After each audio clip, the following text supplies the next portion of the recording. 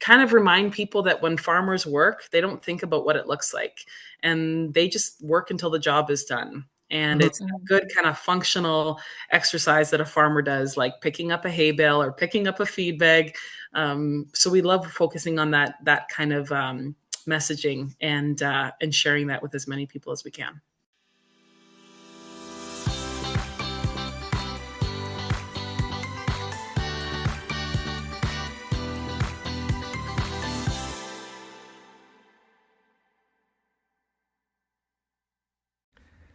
All right, everyone. Welcome to another great episode of Let's Move Canada. We're your hosts, Dana and Luigi from the Canadian Health and Fitness Institute.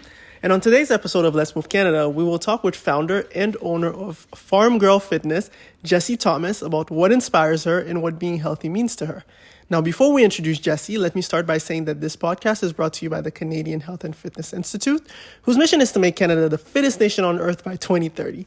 And to this end, of course, our podcast aims to raise awareness about physical and mental health. All right, now I think we're ready to introduce Jessie Thomas, the owner and founder of Farm Girl Fitness. With over 17 years of experience and multiple certifications, including KinFit Pro Group Fitness Instructor Specialist, TRX, and DECA, Jessie has dedicated her career to helping people find joy in movement. She's a trainer with TRX Canadian Master Trainer under KinFit Pro. Now, after losing her job during the pandemic, she transformed her family's 88-acre farm into a unique outdoor fitness space using hay bales, logs, and tires as workout equipment. Her mission? To help people build confidence, commit to their health, and see exercise as a blessing rather than a punishment. Jessie, welcome. We're so excited to have you here with us today. Thank you. It's great to be here. Beautiful. Welcome. Yes. So, okay, all that sounds so fun to me. I just want to run up there right now and start jumping on hay bales. Before we get into that, tell us a little bit about your background. Where did you grow up? What were you active as a child? That kind of thing. Yeah, so actually I grew up very close by to where I am now. I grew up in the North Halton area. So that's located about 45 minutes west of Toronto. It's a great community. It's a small town without being too small. Grew up around here and grew up playing a lot of sports. I'd say from pretty much grade 4 on, my parents really encouraged me with team sports and was always really grateful for having that encouragement. My parents were the kind of parents that showed up at every game and never missed. And I am to this day still very grateful for that experience and the lessons learned. Grew up playing a lot of volleyball, basketball, and did a lot of things like in track and field with javelin, shot put, and those kinds of sports. Those were my favorite ones. But went on to fall in love with other sports like snowboarding and hiking and lots of fun stuff. And then eventually found my way into the fitness industry. Wow. And how exactly did you get into the fitness industry? I mean, you have quite a few that have been involved. So how did that process look? So it actually happened a couple years after I had left college. So even though all that background in sport as a child, I, like a lot of people, went off to college and developed some unhealthy habits and found myself a year or two later just in a really bad way, physically and mentally. I'd never felt this way before. And I came to realize it was because I had let go of that activity that I had as a regular part of my life for so long. So a friend of mine invited me to the gym, invited me to a group fitness class that she was participating in. And I started to really enjoy it. Started to go by myself. And one day in a class, I just had this, I say it's like an out-of-body experience of just sheer joy and confidence. I had refound my love of movement and confidence in myself again that I had lost for a while. I even remember the song that was playing when it happened. And I said to myself, I want to be able to give other people this feeling that I have right now. And so I went up to the instructor after class and I said, how does one person go about doing this? And so she kindly directed me to the right people. And that got me started in a group fitness journey. And that led to more group fitness certifications and eventually taking on some team training and coaching specialties that I still use today. And the rest is kind of history. Beautiful. Wow. such a cool story. And if you can actually remember what song is playing, it almost sounds to me like you have a song, right? Like there's a theme song here for My anything. theme song, it's true. My theme song is Pink Who Knew, the song Who Knew. Oh, And cool. yeah, I it's a love that. still a great song. If it comes on, I'm belting it out and I'm right back in that fitness studio where I was when I had that moment. What was the group fitness class that you joined up? It was Les Mills Body Pump. So if anyone is familiar with that, it's a strength training program that's choreographed to music. And it's a great 60-minute class that uses music really as a great driver for Okay, that movement. sounds fun. Yeah. And that was the first program that I ended up getting certified in. Really. Okay. Okay, cool. So, and what other programs are you certified in? So I went on to explore more Les Mills group fitness. So things like body combat, shabam, RPM, so spin classes, dance classes, Oh, that's so fun. kickboxing Awesome. style classes. That was a big part of my early years of in the fitness industry was with group fitness. But it was a few years into that I realized I wanted to do more, but I knew that my body couldn't take the toll. So for anyone who teaches group fitness, you are doing the workout with the people in front of you Hmm. and talking at the same time, which is no small feat. And I realized I wanted to do more, but you can only do so much. So that's when I really started to get into the idea of team training or small group training. And that's when I found TRX. So I've been teaching TRX classes for about 15 years and then joined the TRX Canadian Master Trainer team with Camp Fit Pro a few years ago, which has been a great honor and a privilege to be able to help other trainers get certified in that program. I've seen it help so many people, and it's still one of my favorite things to teach today. And who knew that you were gonna start Farm Girl Fitness? So tell us a little bit about that. Yes. Even myself, if you were to say to me 6 years ago, is this in the plans or in the works? No. A lot of people wonder if this is something that I'd wanted to do for a long time. And the answer is no. I was working for a large fitness company in Canada up until COVID when the pandemic hit. So I lost my job like thousands of other instructors and trainers did across the country. And to be honest, I thought I was going back to work in a couple weeks. And needless to say, the couple Hmm. weeks turned into a couple months. And I had to start to figure out something else to do, like for myself, to keep myself busy and entertained and Mhm. making some money, but also, for people in our community. Had a lot of people reaching out to me just saying, like, we need to do something.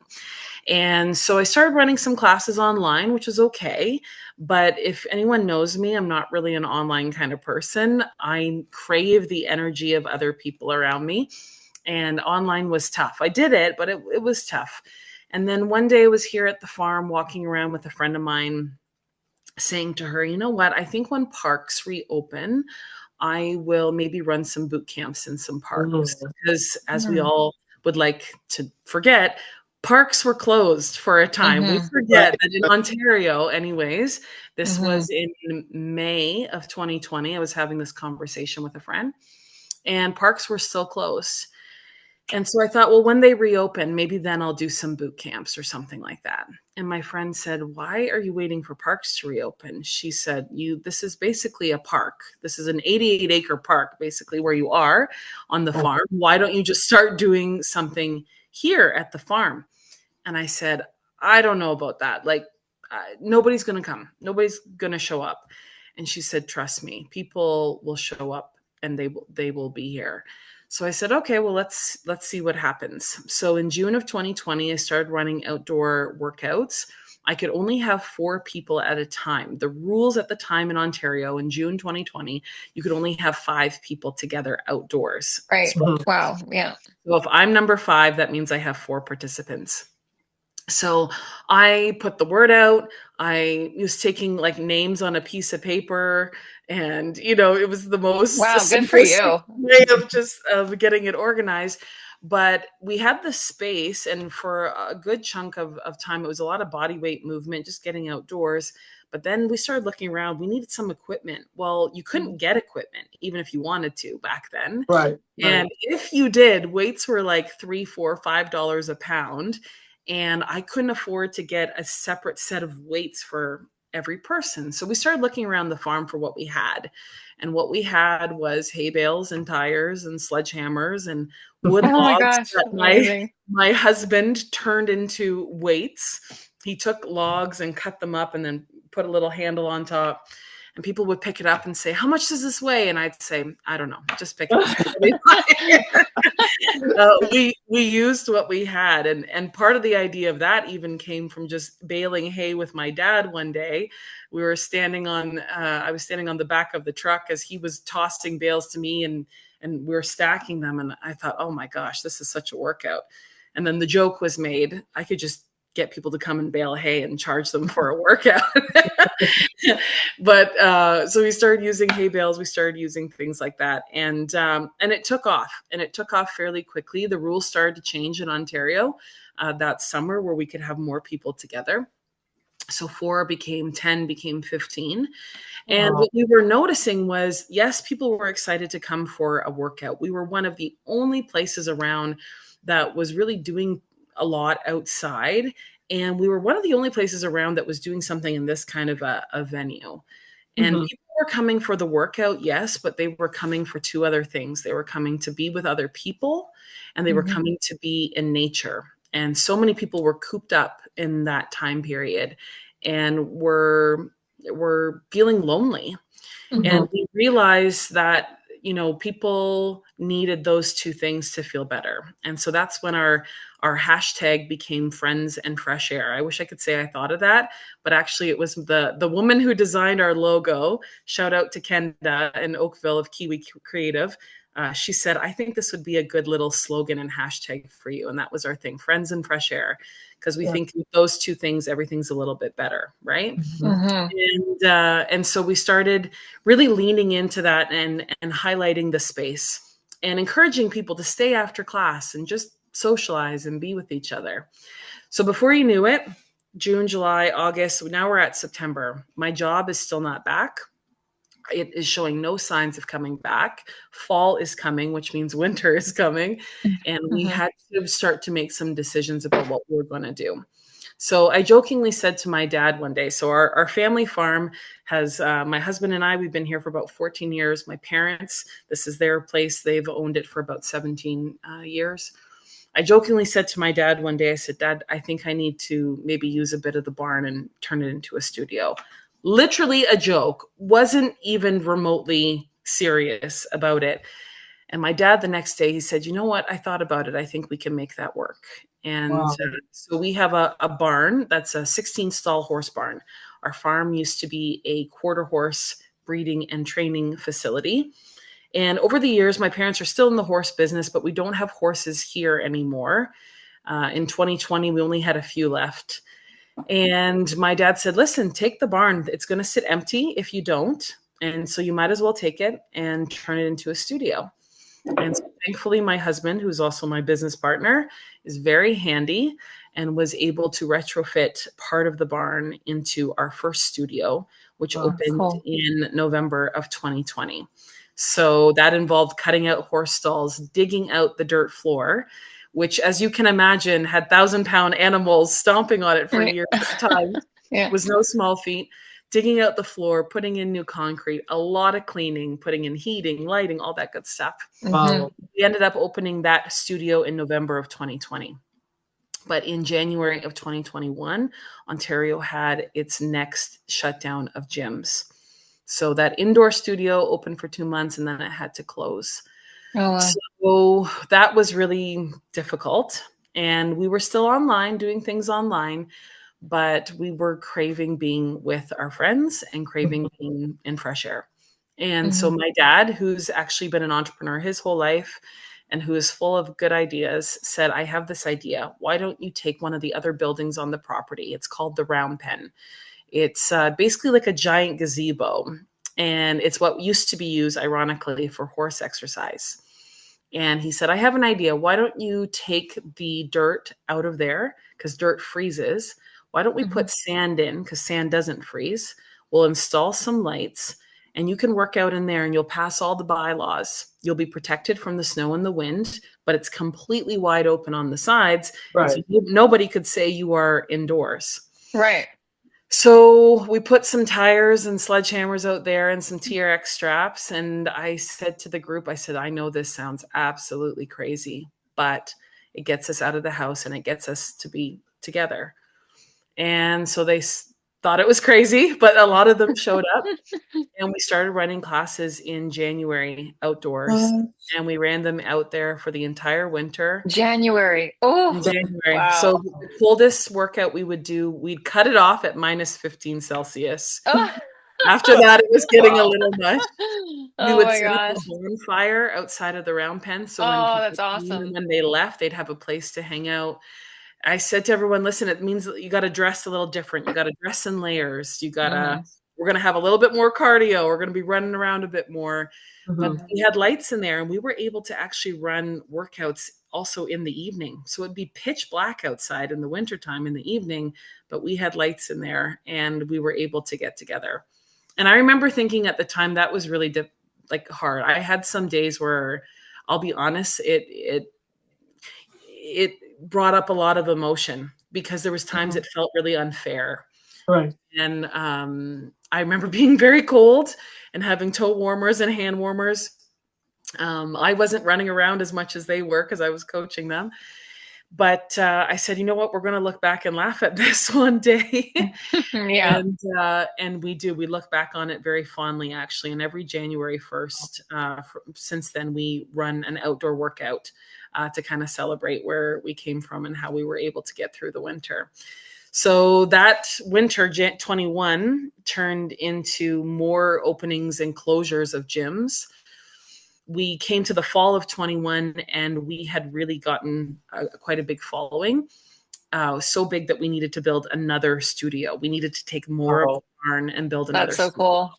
And so that's what we did. And that studio opened in February of 2022 because the last shutdown of gyms in Ontario was January 2022. Hmm. So for 2 winters, we actually ended up working out outdoors. And we estimate that we were one of the only places in Canada that was doing something like that. And as hard as it got us through. It taught us a lot of resilience. It taught Hmm. us how important friends and fresh air is. And we don't take any of that stuff for granted today. That's amazing. Amazing. How many people Totally. would work out in January outside? So we were getting like 16 to 20 people at a time. Okay. Yeah. Unfortunately, the rules changed. I think it was around February of 2021. And then we went back down to the 5 people Oh, outside. okay. Wow. So the let's say 16 people that I would teach on a Saturday morning, I then had to teach 4 classes to accommodate all 16, yeah. 16 Oh, people, okay. Right. even Right. though they were like 20 feet apart and Yeah. outdoor in February. Right. I remember one time somebody called a bylaw officer on us because they saw No some way. cars in our Wow. driveway Ugh. and probably thought we were doing something shady. But instead of coming and knocking on my door, they sent a bylaw officer. Oh my And gosh. we said to him, Sir, we have nothing to hide. Come see for yourself. And he came out and he couldn't believe it. He's like, this is pretty special. This is pretty unique. And I said, yeah, Oh wow, that's it amazing. is. Now leave us alone. but Yeah, but we got through that and we're still here today. that is so cool. So what are the plans for the future? What's next for Farm Girl Fitness? That's always a special question to me because for a long time I didn't let myself dream. In 2020, 21, even in 2022, we were still feeling the effects of everything, and so it was hard for me to make plans. But we've since expanded quite a bit and or have about 135 members right now. We plan Oh on wow. capping out our membership probably around 150. And the goals for the future is to find ways to bring something similar to Mhm. other rural communities. We Hmm. often have people reach out to us and ask if we're ever contemplating licensing or franchising or something like that. Wow. And I'll never say never, but I would like to find a way to take the idea of what we have and help other people do the same. There's a Mhm. lot of rural areas that are very close to suburbia now. As our cities continue to grow, on the outskirts of a lot of those areas are some really beautiful farms that, farming is a tough life in Mhm. general. And in parts of Ontario, it's getting tougher. And there's a lot of farmers that would love to maybe find a way to use their property for something else. Hmm. And so I love the idea of being able to expand our brand and our mission in other places across the country. Very cool. And let's say if, for anyone who wants to get involved, whether it's in expanding or on the idea or participating in your classes, what would be the best way to do it? Yeah, so for our classes, we offer a membership. We offer drop-ins. Feel free to check out the website farmgirlfitness.ca and see the class schedule if you're in the area. If you're visiting, again, come on by. We'd love to meet you. If somebody's interested in having that discussion about how expansion looks, please send me an email, drop me a message on social media. We're at that spot where we know we want to grow. We know that what we have Hmm. is important and is helping people physically and mentally. We're in the stage of educating ourselves as to how we could expand that and how that might look.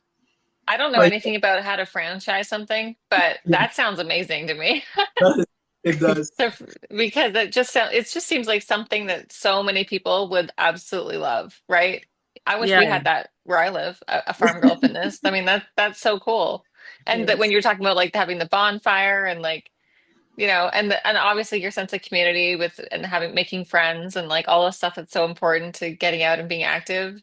It, I love it. I love this idea. I'm so glad that we are learning about it right now. Thanks. Yeah, we find it's something that became really important to people post COVID. Mhm. The pandemic is always going to be a part of our story. And as much as I'm happy that to not be talking about all things pandemic all the time. It is a part of our history, and it is something that I believe shaped the way people view their fitness and their wellness and their health. Hmm. And maybe Hmm. that's a good thing that came out of it. And we Yeah. met a lot of people who just realized that, what, life is short. And, it's not about spending how many hours a week sitting in your car. It's not about sitting in a cubicle. It's about being able to enjoy the life that you have and to move and we've not come across a lot of people. A lot of our members are people who in their 40s, 50s, 60s are coming to us for the first time, coming to a fitness facility for the first time in their lives and saying, you know what, I'm ready to take on a change. And I think Hmm. that's really exciting. And I think that shows a bit of the mentality of where people are and where they're headed. It's also part of the reason we also offer corporate wellness events and Oh, private groups, private events.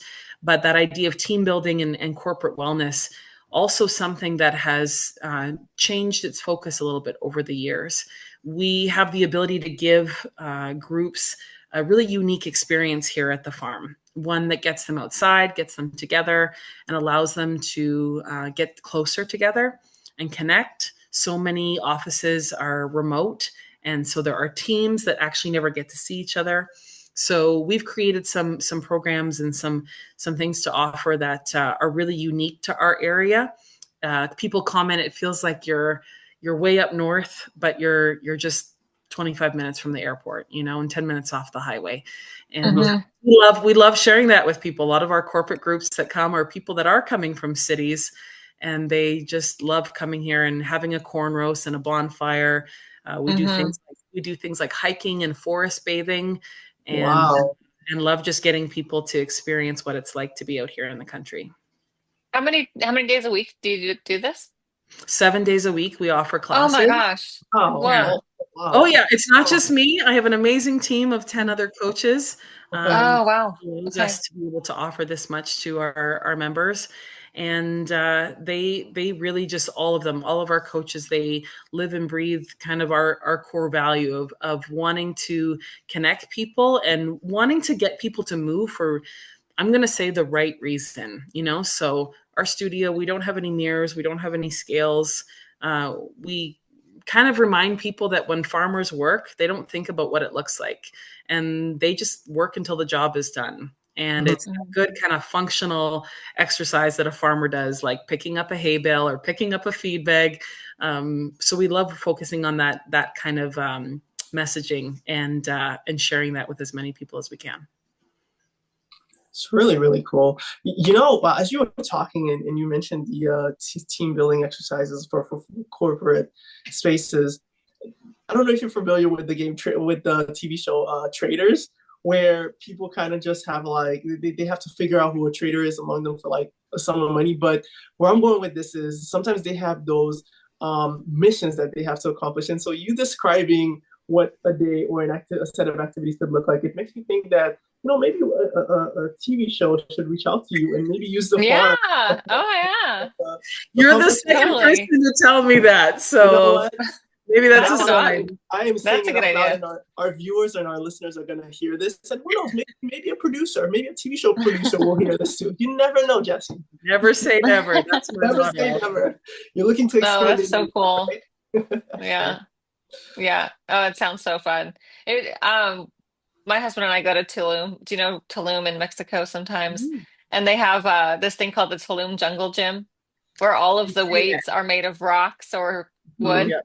Yeah, it's so fun and it's outdoors, so you're like working out outside and you're just lifting up baskets of rocks and it's super fun and we love it and my husband's like always wanted he's talked about like doing something like that where we live too but what you're doing it's like it reminds me of that you're just using the stuff off the land and bringing all the I mean it's so cool I'd be there in a second if I was in Ontario for sure. Sounds so fun. But Great. so yeah, so the we've already talked for half an hour. It's just crazy. So we'll ask you our last question. And what is something that Canada should be focusing on when it comes to health and physical activity more than it is right now? I think there's a couple things that come to mind. One is getting people outside. Nature, we live in just one of the most beautiful countries in the world. We have so much natural beauty.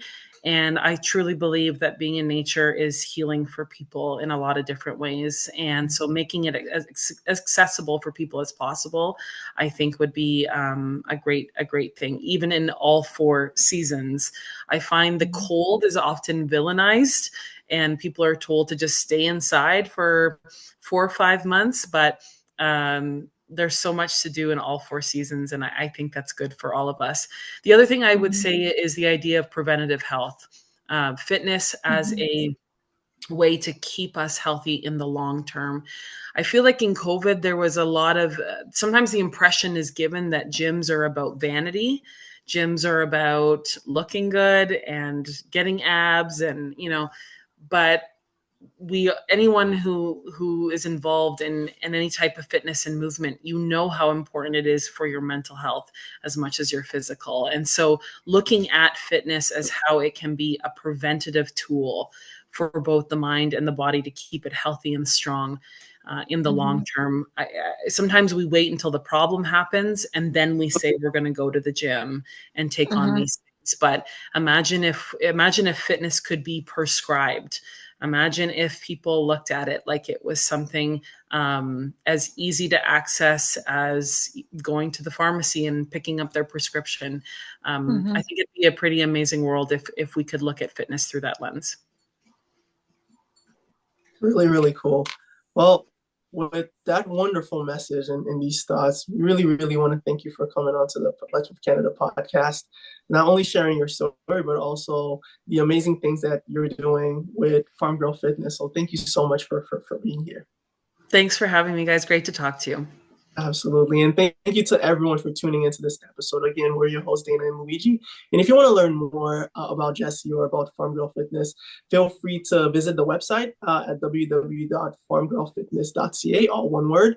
Or you can also visit on Instagram, Farm Girl Fitness. And the cool thing is on the website as well, there are links to the different social media platforms. So again, farmgirlfitness.ca.